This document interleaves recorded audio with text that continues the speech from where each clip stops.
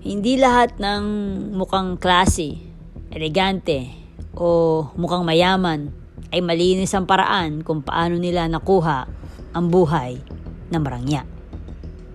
Ito ang kwento ni Kijima, isang babaeng lahat gagawin para sa luho. Si Kanae Kijima ay ipinanganak noong 1974 at lumaki sa Nashibetsu, Hokkaido. Sa isang pamilyang inilalarawan bilang education-obsessed, kung saan sobrang importante ang pagpapanatili ng maayos at kagalang-galang na imahe sa lipunan. Ang lolo niya ay isang kilalang lokal na politiko, kaya may respeto at reputasyon ang pamilya nila sa komunidad. Ang tatay naman niya ay nagtatrabaho sa isang university at ang nanay niya ay piano teacher. Conservative at stricto ang mga magulang niya. Hindi raw pinapayagang manood ng TV ang mga anak at sobrang taas ng pressure pagdating sa academics. Dahil sa influence ng nanay niya, mahusay siyang tumugtog ng piano at madalas sumali sa recitals at competitions noong bata pa siya. Kahit high school pa lang, kitang-kita na hilig niya sa high-end brands. Ayon sa nanay ng kaklase niya, bumili siya ng mamahaling cosmetics na hindi normal para sa isang estudyante noong panahon na iyon. Nagtapos siya sa Hokkaido Betsukai High School. Kalaunan, lumipat siya sa Tokyo at nag-enroll sa Toyo University. At sinasabing pansamantalang nag-aral din sa University of Tokyo bago tumigil. Pero tumanggi ang tatay niya na pag-aralin siya sa college dahil naniniwala itong hindi kailangan ng babae ang mataas na edukasyon. Maaga nagsimula ang criminal history niya. Sa edad na 19, kasama ang 40-year-old niyang boyfriend, nagnakaw siya ng humigit kumulang 8 million yen, around $80,000 mula sa isang kakilala. Dahil minor pa siya sa ilalim ng batas ng Japan noon, nabigyan lang siya ng probation. Kalaunan, sinabi ni Kijima sa korte na ito ang naging turning point niya. Doon niya na-realize sa edad na 19 na kaya niyang makakuha ng malaking pera at status sa pamamagitan ng pagiging mistress ng mas matatandang lalaki. Bago pa siya makonvict sa mga murder cases, ang financial fraud ni Kanae Kijima sa Tokyo ay kilala sa mga elaborate na long cons at internet-based scams, kung saan ginagamit niya ang iba't ibang peking identity para makakuha ng milyon-milyong yen mula sa mga lalaki. Gumamit si Kijima ng alias na Sakura Yoshikawa na may high-class na image para maka-attract ng mayayaman o lonely na targets.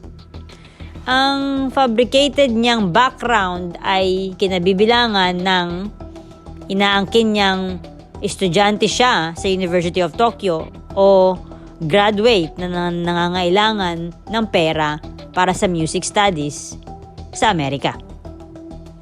Sinasabi niya rin na ang tatay niya ay professor sa University of Tokyo. Pinapakita niya ang sarili bilang piano instructor, nurse, therapist o world-class gourmet chef. Ang main method ni Kijima ay marriage hunting fraud o konkatsu scams, kung saan nangangako siya ng kasal kapalit ng malaking pera para sa kunyari tuition o living expenses. Noong 2001, nakilala niya ang 18-year-old na si Kenzo Ando matapos sumagot sa ad para sa home helper.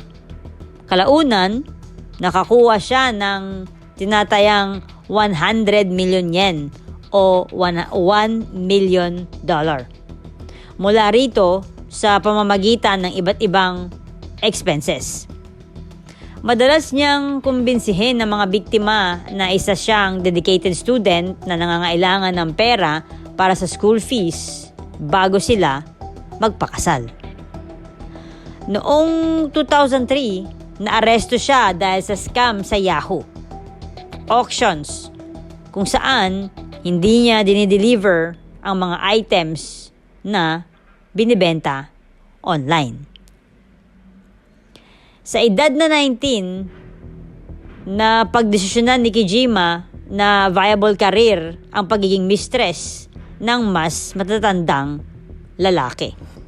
Sinabi pa niya sa korte na pakiramdam niya justified ang malaking pera na natatanggap niya kapalit ng sexual services niya.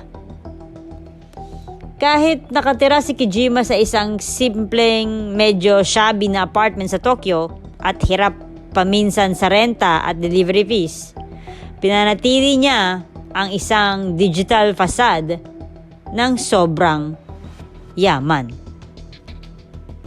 Nagrerenta siya ng wine red Mercedes at nag-i-stay sa mga 5-star hotels tulad ng Ritz-Carlton para ma-impress ang targets niya. Malaki ang ginagastos niya sa elite French cooking schools, around 60,000 per semester. At mamahaling pagkain tulad ng tea na umaabot ng 2,000 yen per 100 gram. May vlog siya kung saan pinapakita niya ang elegant lifestyle niya. Ginagamit ito para i-groom ang future victims na maniniwala na isa siyang wealthy socialite.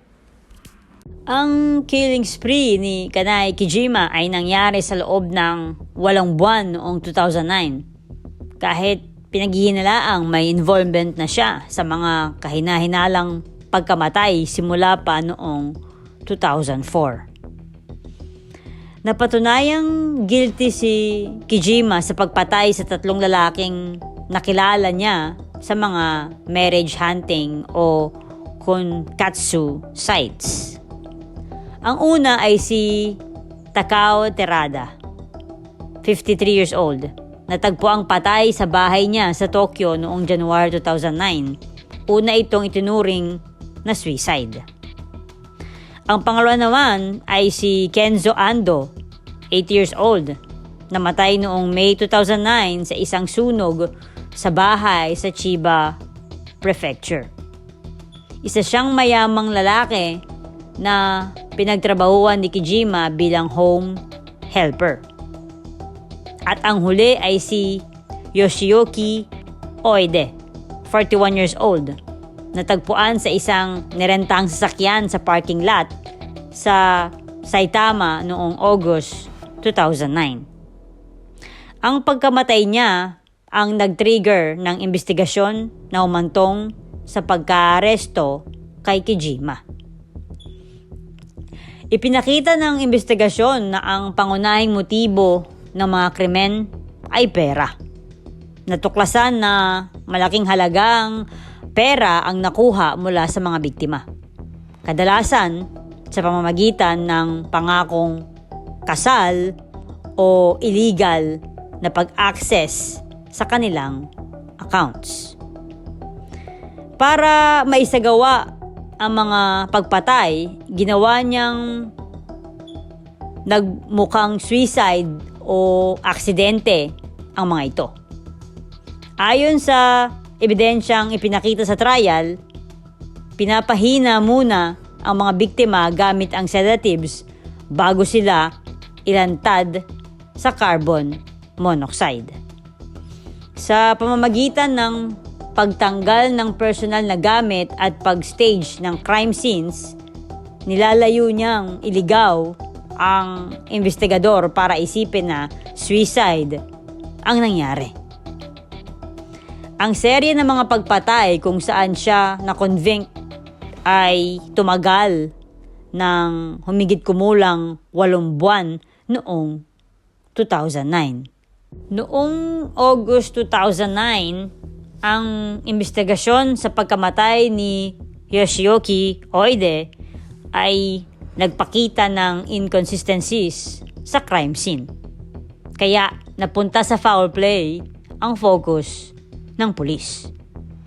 Makalipas ng isang buwan, una siyang naaresto dahil sa fraud charges kaugnay ng activities niya sa marriage hunting websites. Noong November 2009, sa search sa bahay niya, nakakita ang investigador ng ebidensya na nag-link sa kanya sa mga gamit sa krimen. Kabilang ang prescriptions para sa sedatives mula sa iba't ibang doktor. At noong January 2010, matapos ang ilang buwang pagbuo ng ebidensya at pag-connect ng iba't ibang kaso sa iba't ibang prefectures, formal siyang kinasuhan ng murder. Ang legal proceedings ay humatong sa death sentence na final na pinagtibay ng Supreme Court of Japan noong 2017. As of April 2026, nananatili pa rin siya sa death row sa Tokyo Detention House. Sa Japan, normal lang na ang death row inmates ay maghintay ng maraming taon o kahit dekada bago maisagawa ang kanilang sentensya. Ang pinakahuling eksekusyon sa bansa ay si Takahiro Shiraishi noong June 27, 2025 na nagtapos sa halos 3 taong paghinto ng state executions. Habang nasa kulungan, si Kanai Kijima na nagpalit na ng pangalan bilang Kanai Doi ay nananatiling kontrobersyal dahil sa mga sumusunod. Naiulat na nakapag-asawa siya ng 3 beses mula nang nakulong noong 2009. Mayroon din siyang sikat na blog kung saan sinusulat niya ng kamay ang entries at tinatype o ina-upload ng mga supporters niya. Patuloy siyang tumatanggap ng pera at gourmet food mula sa mga supporters na ginagamit niya para mapanatili ang parang luxurious na lifestyle kahit nasa kulungan. Ang kaso ni Kanai Kijima ay nagpapakita kung paano ang obsesyon sa status at luxury ay pwedeng mag-evolve into manipulation, exploitation, at kalaunan, krimen. Lumaki siya sa environment na mataas ang pressure sa image. Importante ang respectable appearance. Ang resulta, hindi lang niya gusto ang luxury. Kailangan niya ito para maramdaman na may value siya. Kapag ang self-worth mo nakabase sa pera, brands, lifestyle o kung anong material na bagay, gagawin mo ang lahat para ma-maintain yun. Kaya gumawa siya ng iba't ibang persona, yung educated, elegant, at successful. Hindi ito simpleng pagsisinungaling. Calculated, emotional, manipulation ito. Ang target niya yung mga lonely, vulnerable, naghahanap ng koneksyon. Ginamit niya ang love bilang tool at ang marriage bilang bait. Para sa kanya, ang pera ay hindi lang comfort, kung hindi power at control.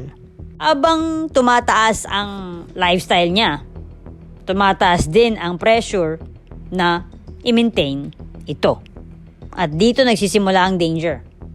Kapag hindi na sapat ang manipulation, next level na ang gagawin. Unti-unti niyang dinetach ang sarili niya sa guilt, empathy, at consequences.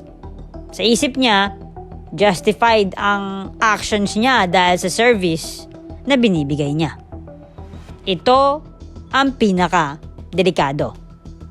Kapag ang mali nagiging deserve sa paningin mo, hindi ito biglaang naging ganito. Ito ay small lies, manipulation, fraud, exploitation, at death. Yung gradual escalation.